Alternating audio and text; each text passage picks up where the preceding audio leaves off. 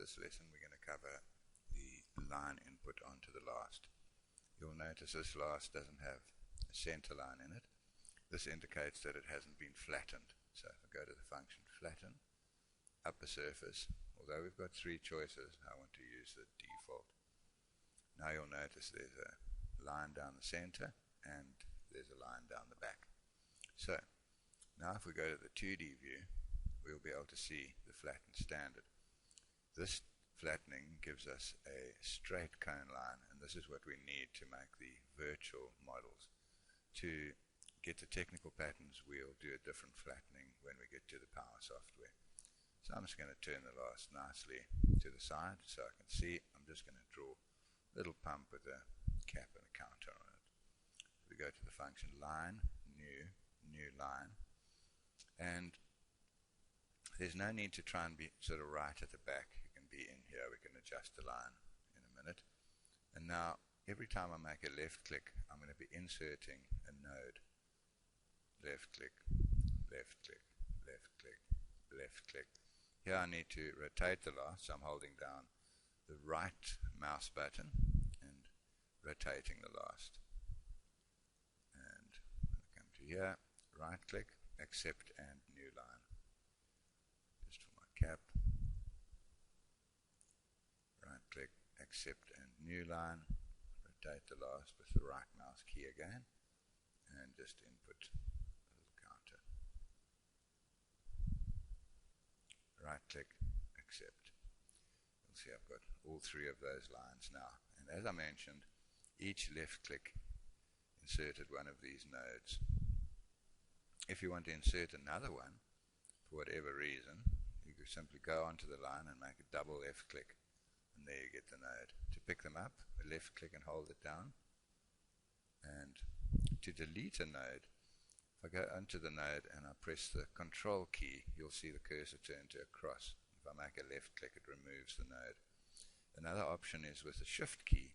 If I go onto the node, the cursor turns to these two arrows and I can shift the node along the line. This can be just to even out the nodes to get a nice gentle curve. Okay, just click out. Now to mirror these lines that we're going to need on the inside, because the shoe is going to be symmetrical, I select the first line and then holding down the shift key, select the second and the third lines. Right click on the line, new, tied, mirror. And now we've got a mirror copy on the inside. And this helps us to see, like in a case like this where the cap's not completely straight, if I pick up the node, you'll see I can see very easily when the line is got the correct shape. And I can go and modify any of the nodes that I need to now. What's happened now, because I clicked on the last, and so this red box has gone around the last, so this indicates that I've selected the last. I just click out. If I was meaning to select the line, if I select the line it'll go red, but if I select the last, I'll select the last. The lines can be modified in 2D or 3D. Sometimes it's more convenient to modify in 2D than it is in 3D. Especially at the back here where I'd like this point to touch the back curve.